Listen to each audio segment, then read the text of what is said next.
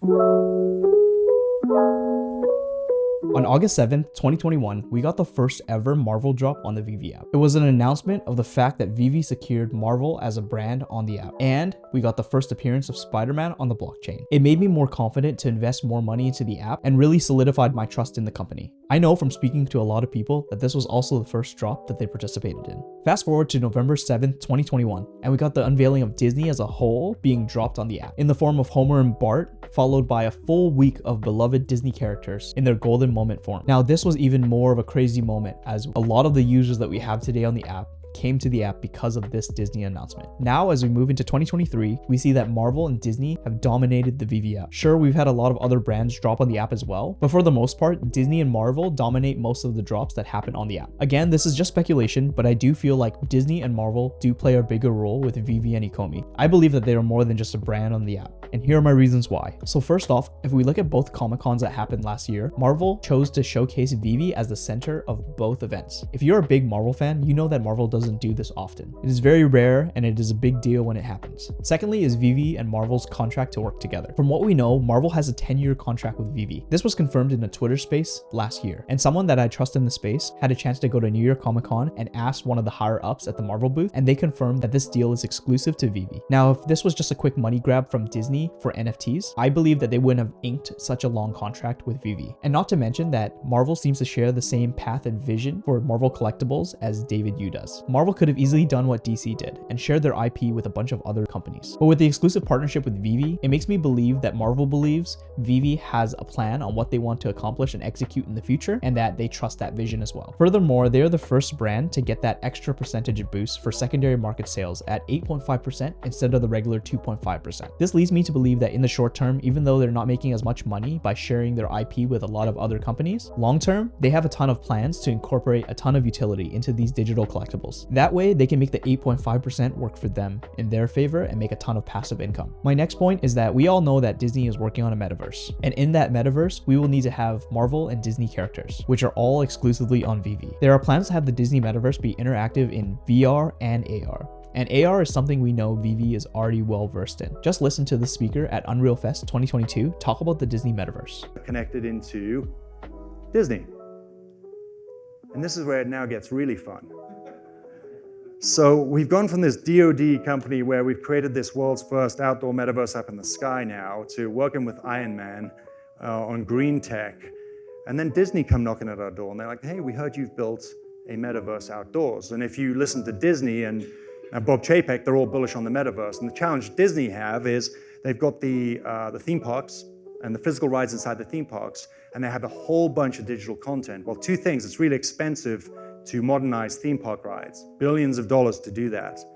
And how do you make them relevant? And secondly, how do you capitalize on the sheer amount of digital content, like not least Star Wars and Marvel and on all of this kind of stuff? The answer is for them, metaverse. The problem is they didn't have a means of accessing the metaverse inside the theme parks. Why is that? Because so far there's no technology or augmented reality technology that works outdoors or in dynamic environments. Well, guess what we built? Iron Man lived next door to us. This makes a ton of sense. So Disney came knocking. And now I'm going full circle back to my childhood, and I'm going to geek out on this because this stuff's really cool. Disney came and they wanted a flight demo. So we took them up on a flight demo. But when we took Disney up to go do air-to-air combat, we weren't training against peer adversaries. When we took Disney up, we flew through the cube. As we flew through the cube, the Star Wars music played. As we flew out of the cube, they entered a Star Wars world up in the sky. And what do I mean by that? Two suns floating around in the sky. These guys did it, it's amazing. The two suns, a massive Death Star. Way. Two Star Destroyers overhead. I mean like life size, the Star Destroyer size, massive, right? You look to your right, my wingman's not an F-22, it's an X-Wing fighter with Luke Skywalker on your wing. Yeah, right? It's an X-Wing fighter, and the wings open up, and I go, he's there. And then I go to take gas, but it's not a tanker, it's the Millennium Falcon.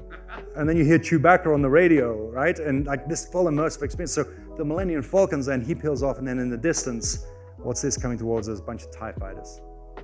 TIE fighters controlled by AI algorithms that are acting like combat airplanes. and they're shooting lasers at us now. And I hit the button, and guess what? Guess what comes off my wing? Lasers. So I'm like finally living my Luke Skywalker dream. So we took Disney up into this, and they were just blown away by what they saw. And so we are coming to the end of the Disney Accelerator program, but keep watching this space with Disney, because last week we strapped our system to I'm allowed to say this? Okay. I'm gonna do it anyway and get in trouble. A theme park ride inside of Disney.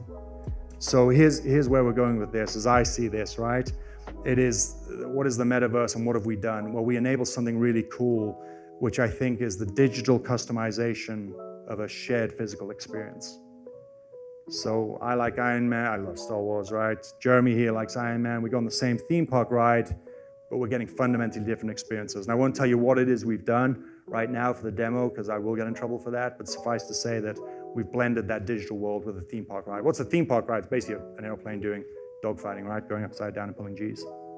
So some really, really interesting use cases with Disney that we're very, very proud of. I'd like to give a shout out to White Slash on YouTube, who brought this clip to my attention through his video. So make sure you guys go subscribe to him and check out his videos as well. It sounds like the collectibles on Veve will play a massive role in the AR metaverse that Disney is building out. So moving into my next point, Disney gave Veve the first ever 3D Steamboat Willie. This is massive because up until this point, we've only seen Steamboat Willie in a 2D hand-drawn format. And another thing that we have on the app that we don't see anywhere else is the Marvel Mighties. These are Funko-like characters that exist nowhere else. This is awesome because again, Disney and Marvel are creating assets exclusively for Veve. And I don't think they'd be doing this unless they were heavily involved in future plans for these assets. I believe that the Marvel Mighties will play a massive role inside the Veveverse and the Disney Metaverse, especially since the team has said that the Marvel Mighties will become toys that will sit on physical shelves in the future. I see this as a huge way to introduce kids to the platform, showing them characters that they are familiar with and already love. There's a show on Disney Plus that is wildly popular that I can vouch for firsthand because I've seen it with my nieces and nephews, called Marvel Superhero Adventures. And I don't think it's a coincidence that these characters on the show look very similar to the Marvel Mighties. These are just some of the reasons that I believe that Disney and Marvel are more involved in Veve than just being the IP on the app.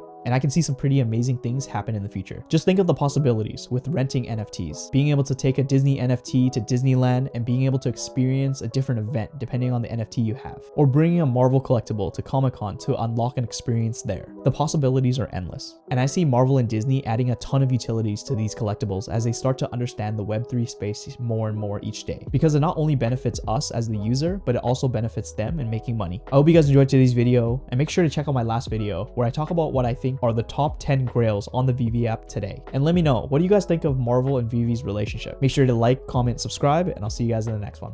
Peace out.